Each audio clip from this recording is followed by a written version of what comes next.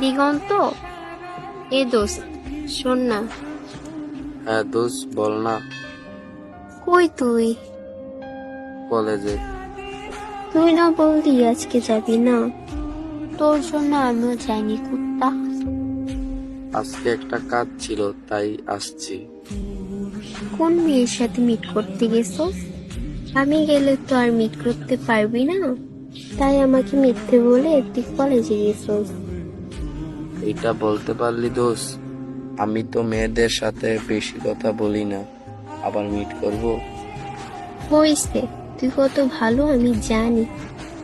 এইবার কিন্তু ঝগড়া লেগে যাব। উচিত কথা বললে এখন তো ঝগড়া লাগবেই। এমন কেন করস দোষ? সব সময় ঝগড়া করার জন্য লেগে থাকস? কি?